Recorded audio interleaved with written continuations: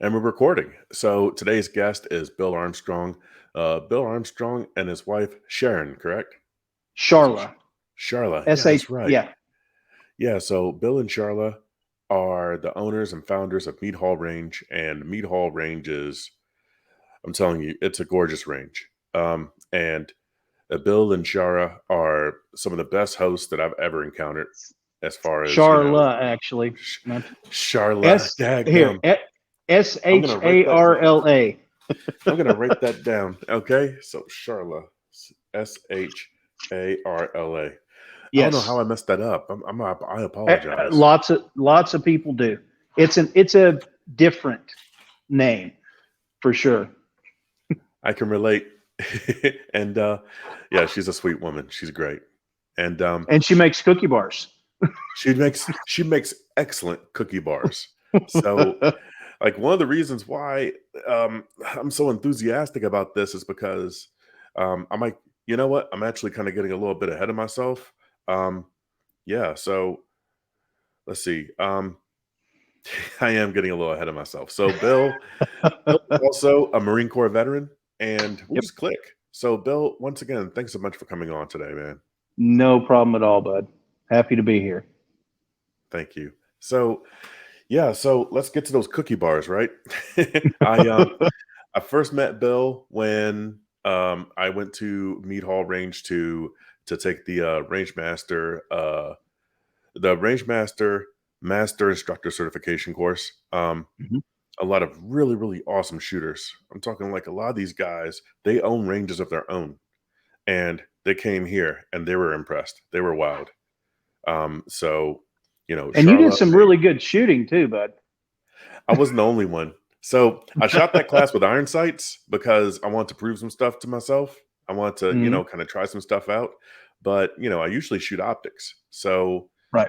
if I shot optics, I probably would have shot a little bit better. But, I do appreciate it. I was able to hang with some of those guys. Um, And great you're right. shooters, There were man. some good shooters in that class. Great shooters. So, Mhm. so let's talk about your range because it is phenomenal. I'm talking like, so the classroom was air conditioned. It was gigantic. How big is the classroom again? The classroom itself is 28 by 34. The walls also are not actually they're not actually drywall. They're half-inch plywood. So in case I have a combatives class in here, it's not as easy to go punching holes through my walls. And actually, I'll tell you what, if you like, Oh my gosh. So you're there. Yeah. oh yeah, So you're in the classroom. That is I awesome. am. That is incredible. But yeah, So it's 28 by 34. yeah. And And full right now service it's kitchen. set up. Yep. Right now it's set up actually for combatives class. I need to reconfigure. It was set up for Cecil, and unfortunately that class didn't make this year. So Okay. So I'm sure he's just as broken up about that as you are. yes, So because he likes Brahms. And I made him some freeze dried butter pecan Brahms ice cream too. He was unhappy that he did not get out here for that. so one thing that Bill is really, really good at is just not just taking care of instructors, but primarily taking care of students. So the restrooms in the classroom and on the range are spick and span. They're gorgeous. You could eat off the floor. Yeah, there's the kitchen You inside the could. I classroom is wouldn't amazing. recommend it just in general. I mean, it is still a bathroom. The kitchen is fantastic. There's a nice little like coffee closet right there, that little Yep. coffee sitter where you can mix up some Joe. Um, Man, it was good stuff. And then also when you get down to the range, there's actual a no kidding restroom there as well, not just porta johns or it's not a hole in the ground or anything like that. It's an actual Right. restroom that's air conditioned down there as well, right? That's correct. And I It's used fantastic. that design for the restrooms up here at the classroom. And I did some very specific design choices with those, like making these stalls a little bit longer and a little bit wider, so that as I asked some ladies before I designed those, and this one of the things I got was, well, I don't like being crammed in there, and I don't like having to stand over the toilet to open the door. And so I actually did some asking before I designed the bathrooms and incorporated that stuff in there. And it is a bathroom. There is running water down there, etc. Fantastic. So the range itself. So how long is that range? Because when we shot it, it was a pistol class, Right. but it's much longer though, right? Yeah, so I can go out to 300. I've got platforms at the 200 and 300.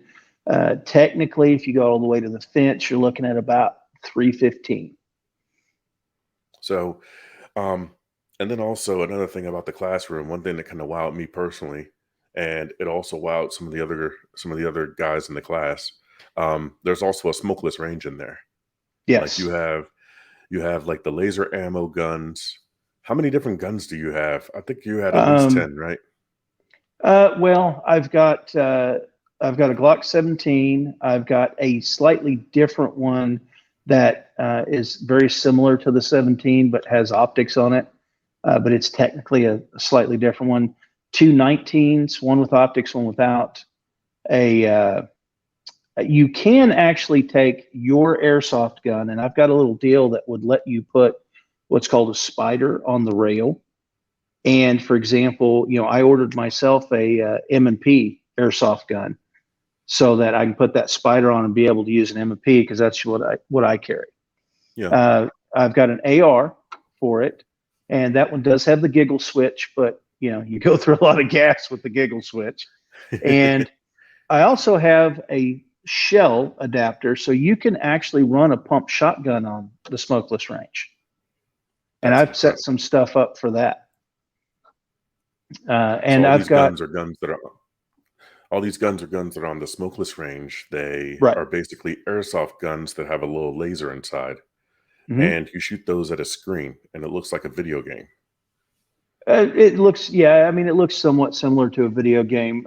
These do have recoil, so you have to have your grip and your and be able to deal with recoil. And it's not as strong as the real thing, right? But especially for newer shooters, or when you're working on something, when you're working on changing something, being able to not have that big bang allows you to focus on those pieces that you need to, right? And it's also entirely safe. There's literally no way anything can come out of the barrel. So you can have an instructor be able to get slightly in front of you and see what you're doing, see what your eyes are doing, that kind of stuff. And there's a lot of fun stuff on there. I mean, there's a zombie shoot thing that they brought out for like a Halloween extra that is a lot of fun, right? But the thing about it is that there's a whole lot of stuff there that is hard to do on a regular range. Movement, transition, tracking, stuff like that. And that's just in the base module. And then you get into open range, which is where you can create your own stuff. I've got a replica of Test 9 from Rogers on there. I've got multiple stuff like the Test, Super Test, different stuff. Tim Herron, I got Tim Herron in here, and we set up so that you can do his throttling drill on there. And it's not costing you a ton of cash. Now, yeah, there's a cost to, for example, if somebody wants to book the smokeless range just to run some, but okay, if you're doing, for example, moving targets, or you're doing something that's high volume, how much are you going to spend, even if you could find that somewhere, how much are you going to spend in ammo and stuff like that? Because how people start going a little overboard on, right? Myself I mean, included. and I've got a mover down there, and I've seen guys blow through just in 2 full iterations, back and forth, right? 2 full iterations go through like 4 mags, like standard size mags, right? And so how much ammo are you spending there, right? Being able to, I've got one that I created specifically for making people think when something comes up. So every target that comes up has a different number of rounds that it takes to put it down, right? Mm. So if you're a blow and go guy, you're still going to get misses because you're just pumping rounds down. If you're I'm just going to one every second or so, you're going to have targets start stacking up on you, that kind of stuff, right? There's a tactical targets module. I think you saw this one that you're going through. It's an on rails kind of thing where you're going through and targets will pop up. There's shoots and no shoots. And you have to actually identify those. Otherwise, you're not getting the good score, right? Yeah. And they added a deal to that where it now randomizes how many rounds it takes to put them down between 1 and 3. Yeah. Oh, that is cool. Mm-hmm. And then there's the scenario module, which I believe you saw, correct? Yeah, there's a couple of different scenarios. Yeah. Right. So they've greatly expanded that. They've also made it to where there's an add-on for that I can actually run that from a different monitor, so you don't see what's getting chosen. And it has a deal in there to where it randomizes between 1 and 3 for how many shots it takes to put something down. And I've got something called the gunshot box that I've added recently that if someone is directly shooting at you, it pops off a round that's 125 decibels. So it's hearing safe, but you know it. A little bit of concussion and a flash. So it adds a little bit of extra realism there. And they haven't perfected that yet as far as how it interacts with some of the scenarios, but it'll catch your attention.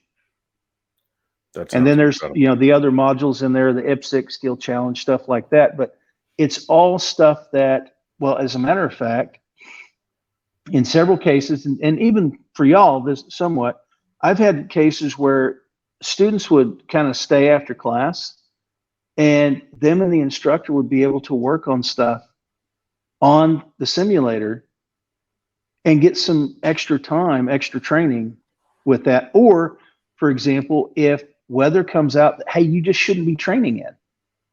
Now, is it ideal? No, because you can only run one or a couple at a time. If you're using the M range, you can run a qual with like up to 4 people, but it's still something, because in those cases where, hey, yeah, we just can't be out here, you're still able to do something instead of, well, guess we're just hanging out yakking for a while.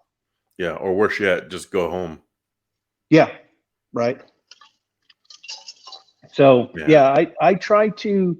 That's some of the things I try to think about is what happens if, right? Or how can I make things more efficient so that you get more training time? If it, prime example for you, you've been down here, you've seen the line boxes, right? Yeah. So at a lot of places that you've been to, how many times are you searching for a stapler, searching for staples, searching for pasters, and how much time does that take? Oh my God, there's so much wasted time. Right. So what could you be doing with that time? I could be loading mags. I could be getting my mind right. I can be, any number of things. Or getting more training. Because, you're not going through, especially if you get somebody that's really, really big on accountability and you're changing targets a lot, right? How much time are you spending on those targets versus actually training? And that's what those line boxes are for. And you saw them in action here. Did that seem to make the flow better for everything? Absolutely. So just for the audience, right? The line boxes, what he's talking about is, there's a berm where the targets are situated, and to protect the bases of those targets, there's, cable ties, not cable railroad ties, ties. Railroad ties, yeah. And so back behind the railroad ties, over there by the base of each target, there's a milk crate that holds just about everything you're going to need for that target. A staple Mhm. gun, spray glue, Ex- pasters, just yeah. everything. Well, yeah, I mean, so what I do is I'll have 2 line crates for 2 targets. And one of those will have the stapler, extra staples, pasters, brass bucket, because that's important too. Um, and, and usually it's black, white, or brown on the pasters, because that's the most common, right?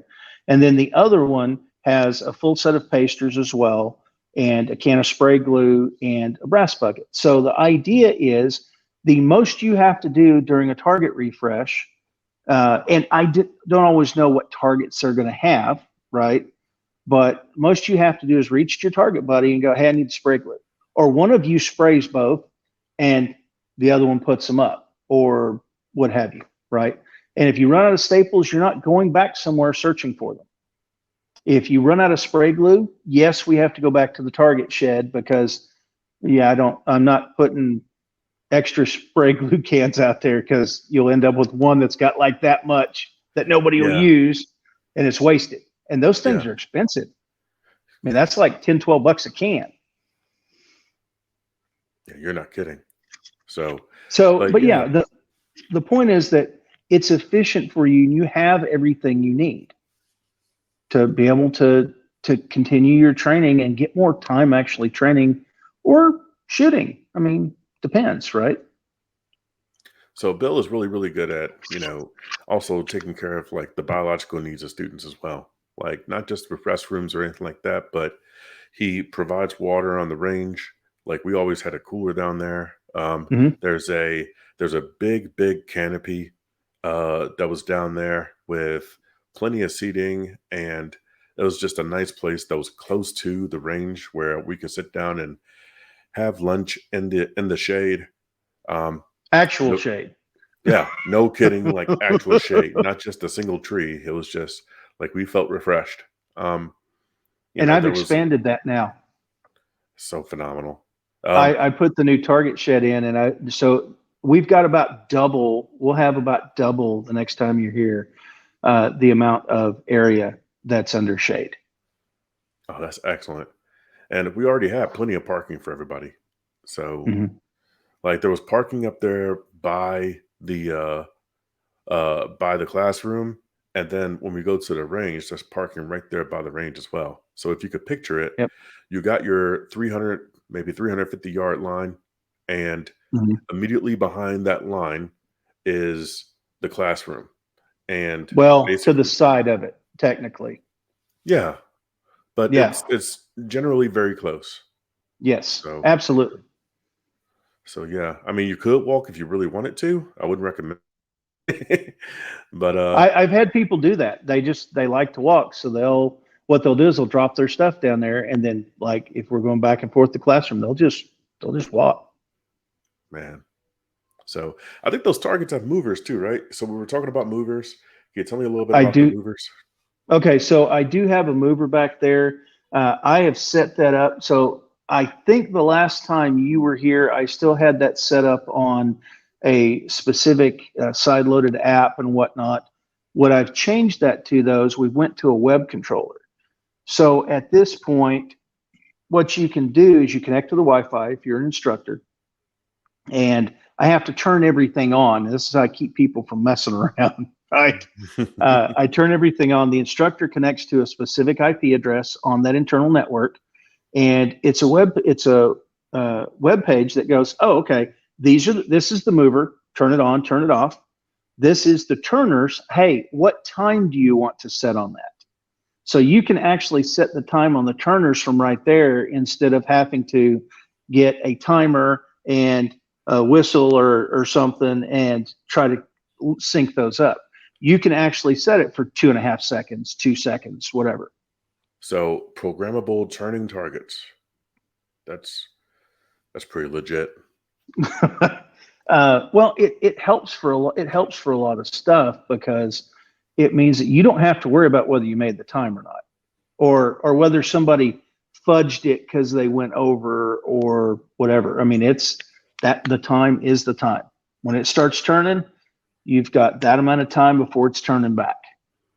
And for a lot of stuff, that's useful because here's the thing: a lot of times, what is our normal start signal?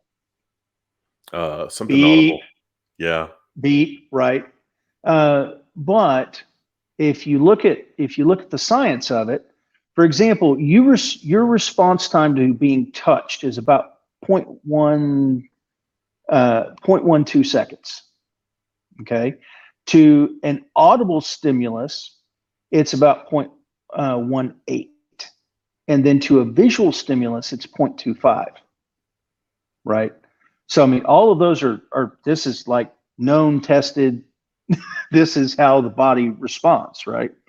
So it gives you a different start signal.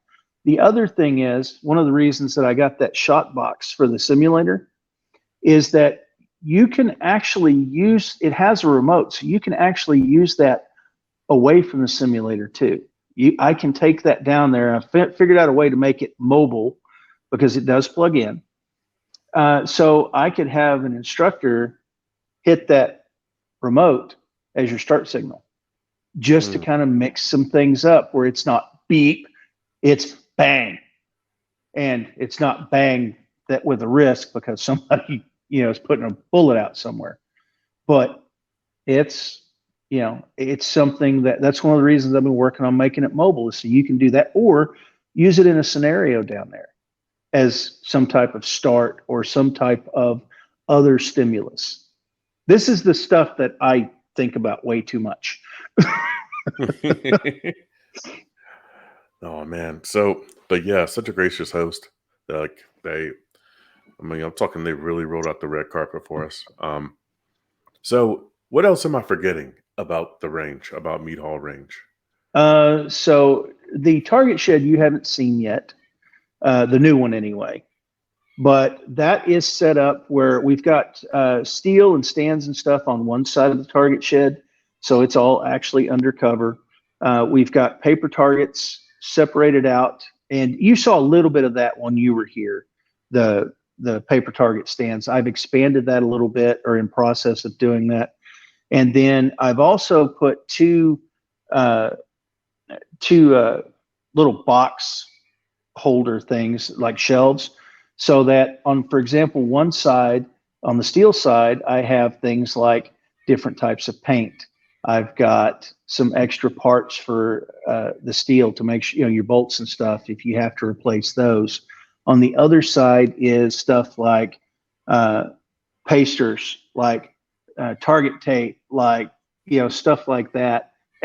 Some extra, I keep some extra ears down there as well, in case something messes up. I did have my armorer's kit while you were down here.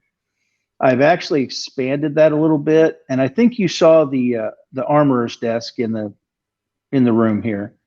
Yeah. But I also, because I've seen this a couple of times now, I ordered a kit that has the different types of screws and whatnot that they use for holsters.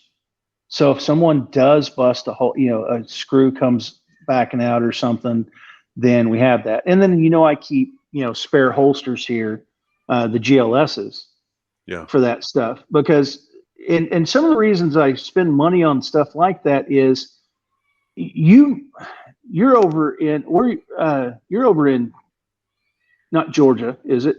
Yeah, Memphis, Tennessee. Okay, Tennessee. So you're over in Tennessee. You've got a travel cost to come out here for a class, don't you? Yeah. Yeah. And you get here, and the first morning you're here, your holster goes down, and oops, you forgot to bring an extra. Right? Is that going to affect your training experience that you paid to travel to and paid the cost of? Oh, yeah. Right?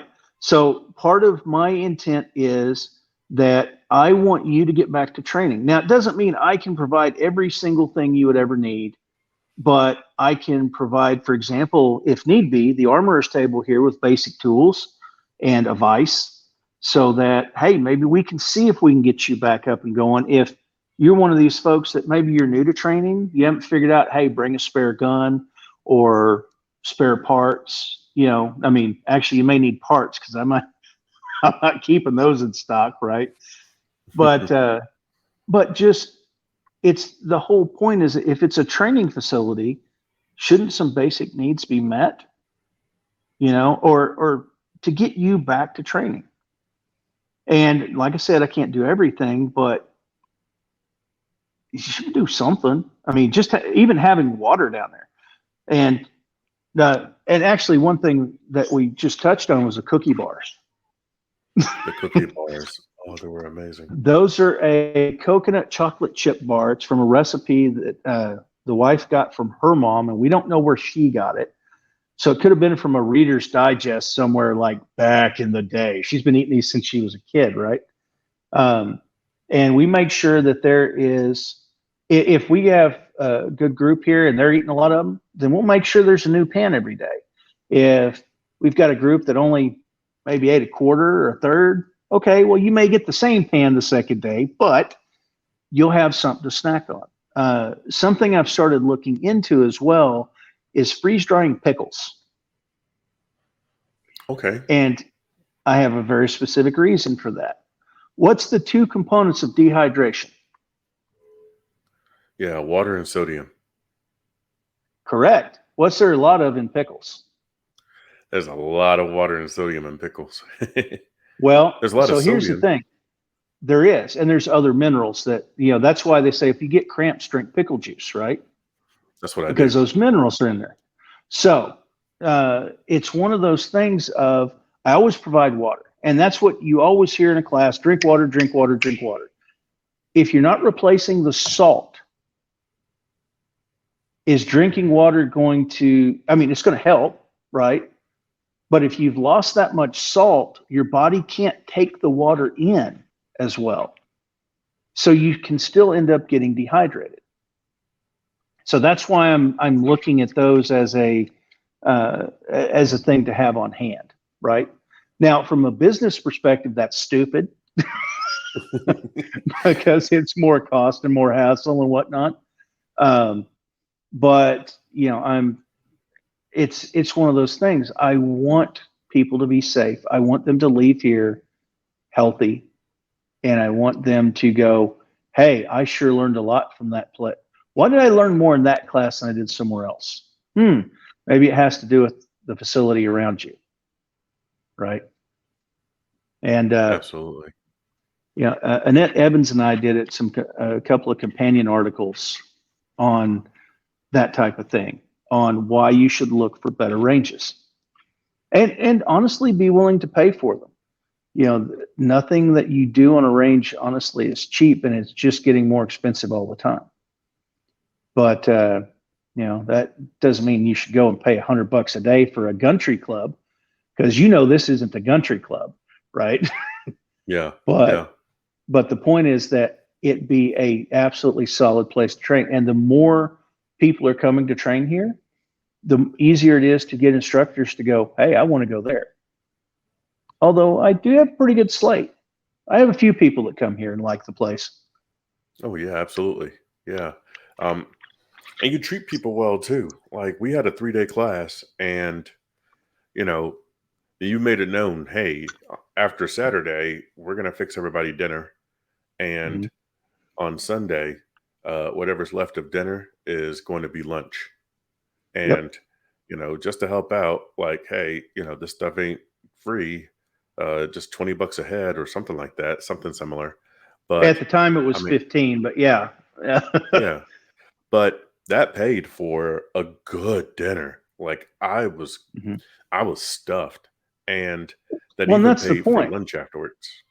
Well, and that's the point, is that, it's, like these days it's $20, and we had to change some things up. I mean, we're doing burgers and smoked brats most of the time, but you should, if you're leaving my table hungry, that's your fault. Right? Yeah. And then I always cook extra so that we can have at least some stuff for lunch the next day. You know, you're getting a couple of different kinds of cheeses. You're getting some pickles. You're getting some chips. I mean, and not just, oh, here's some plain old Lay's. It's, you know, some bags of just different stuff. So you've got some options.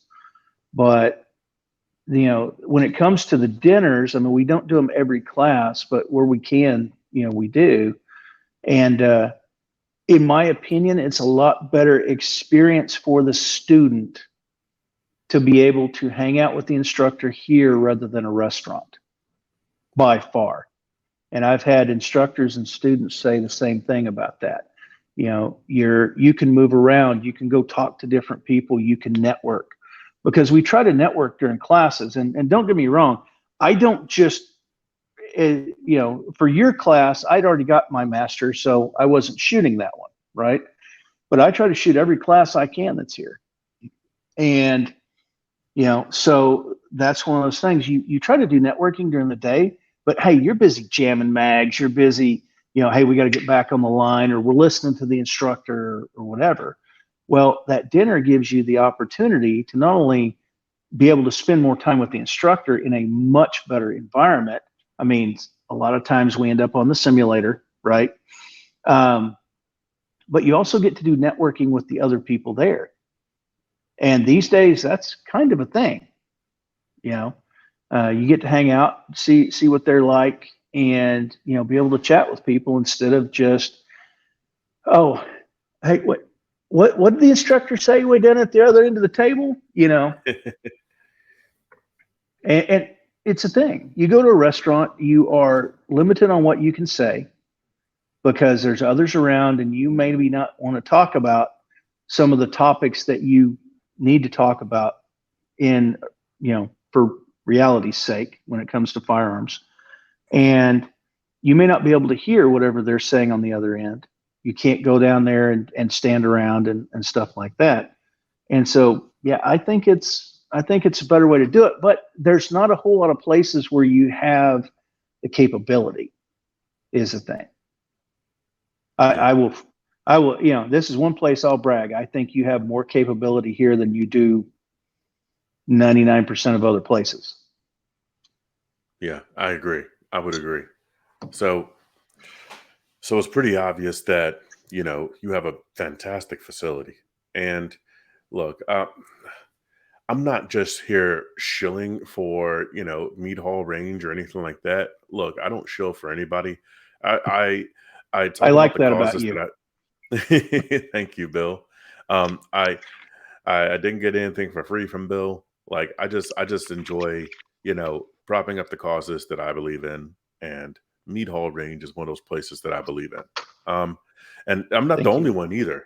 Can you tell us a little bit about some of the folks that, you know, that you've had trained there? Like when I went there, I trained under Tom Givens, and you Mhm. got some pretty cool people coming down the pipe as well, right? Yeah, so some folks I bring here regularly is Chuck Pressburg, Steve Fisher, Tom.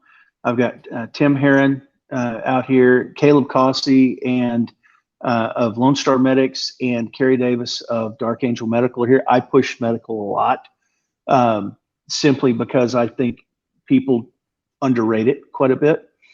But John Farnham, I've got Citizens Defense Research out here this year. I've got Dr. James Williams with his Shooting for X-Ray Vision class, instructor class out here this year. I've got Haley Strategic out here this year. I've got, honestly, I'll have to look, but I try to, what I try to do is try to find awesome instructors that have something to teach. And that's not always in the same sphere, right? I look at it as different spheres. You've got tactical, you've got civilian defense, you've got competition, you've got law enforcement. You know, you've got these different spheres, and there's some overlap, but a lot of times people think there's not. A competition guy can teach you a whole lot about running a gun. And Tim Herron, for example, Tim Herron is a guy that is truly a good teacher. He is also somebody that spends time, he keeps his classes small because he wants to spend time with individual students, and he wants that individual time. And yeah, he's not law enforcement. He's not, he hasn't been in the military. He's not some, whatever, right? Ooh, special ops. The special ops have something to teach you, but places like Delta will bring in competition guys to teach them how to run a gun. If those guys are bringing in guys like that, teach them how to run a gun, maybe you've got something you can learn from them too. I also try to spread out. It's not just pistol. I try to make sure I have some rifle classes, some shotgun classes. I have Craig. Oh, can't believe Craig Douglas is here in April for ECQC. Right. I had Cecil scheduled for his grappling in a weapons-based environment this month, and that didn't make, unfortunately, last month. Sorry. That didn't make, unfortunately, but that's the thing, is that all of these things are a piece of the puzzle. John Murphy, have you ever trained under John? Oh, yeah. Yeah. His Street Encounter Skills and Tactics is coming here. I believe it's later in April. And that gives you a little piece of all the things you need instead of, oh, we're only going to focus on shooting. He looks at a little bit of medical. He looks at a little bit of pepper spray. He looks at managing unknown contacts, so that maybe you don't have to use any of those other things. And phenomenal instructor. He doesn't, he's very direct. So some people find him he's interesting. A fellow Marine as well. So he is, yeah. Absolutely. And so that plays into it, right? But if you are at a base level competent with a firearm, you should go see John for that class. Plain and simple. FPF Training is his company name. Highly recommend that. And that's the deal. Now, actually, I'm not sure I have one here. You haven't got yours yet. Something I do that, you go a lot of places and, I'm going to get a sticker. I'm going to, get a shirt, and hey, yeah, please buy shirts and hats, but okay. You saw one of these. Yes. Are those patches? Yes. But you don't get your patch just for coming here once. I have to have you here on your second time here. You get your patch. That way, if you see someone that has one, you know that they're not just a tourist. And that patch doesn't cost you anything, and I don't sell them. I don't sell those patches at all, unless, I've got a previous student, hey, I need an extra patch or something like that. Okay. But that is something that is because you've someone that has invested in your training. You've come to at least 2 training classes. So you've invested in your training, and you've done it, at least part of that, here at MeadHall. I know it's a little thing, but hey, patches earned are better than patches bought. Absolutely. And I try to focus on the little things here. I don't catch them all, but I try to catch quite a few of them. The electricity in the floor of the classroom, because a lot of people are using a lot of people are using laptops or tablets or something to take notes, and I know that, and so I put electrical outlets in the floor of the classroom. So when you're sitting there, you can charge your laptop or whatever if you're in a class that's got a big lecture component or something.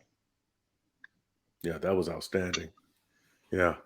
So how did you come up with all these ideas? Like, how did you meet all these guys? How did you know that this is something that you wanted to do? Well, so oddly enough, when I first got this place, what I was looking for primarily was some place where I had more space so I could put my bee trailers. And this place had a range on it. And I wanted somewhere I could shoot because, unfortunately, I'd been living in the city/suburbs for far too long, and came across this place, and it was like, the bones of a berm were here, right? I mean, the base berm was here. I've since refreshed, but that was here. There was the tower out at 200, and it was like, and I also was actually trying to stand up a meadery at the time, And when we got this, I was like, well, I've got to make a choice because I've already spent a good bit on this meadery, but it's now 2 hours away from where my house is going to be. And it was like, okay, if I'm going to put money into something, let's put money into the thing that's going to bring me at least some type of return sooner, right? Because anything to deal with alcohol, if it takes any time to age at all, you're looking at having to spend all the money up front before you can even make anything. And then in my case, I would want to age it at least a year.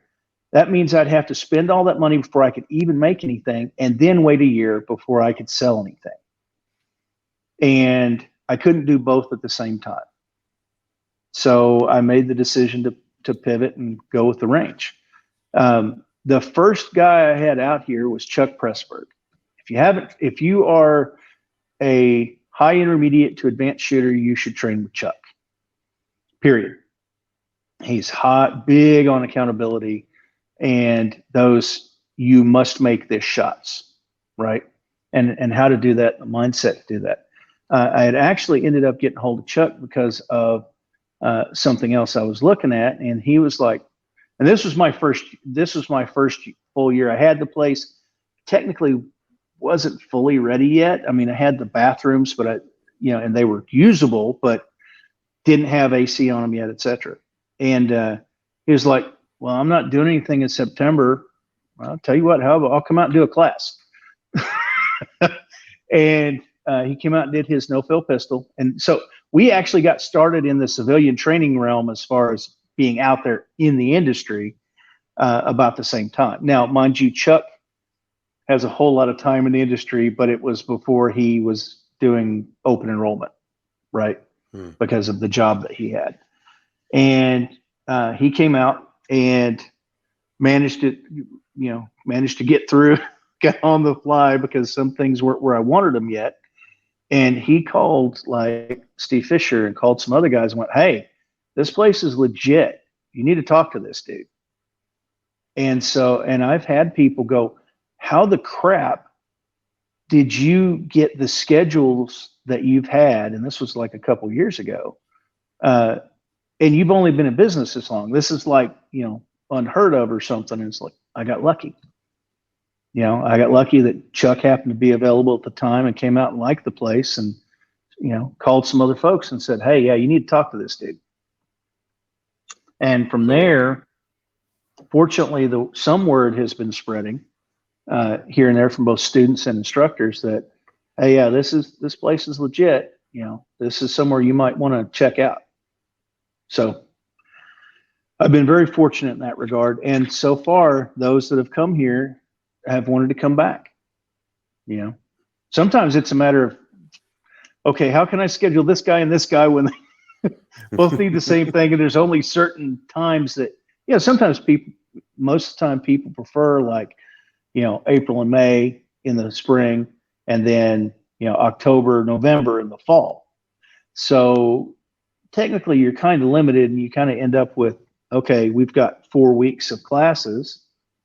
And that's not, I always keep at least 1 week back in the regular months for a local guy named Will Andrews. And he's kind of known around the Givens and Farnham spheres pretty well. He's a solid instructor, but he does local stuff, and that's what he likes to do, right? He's one of the few that is considered a Farnham staff instructor.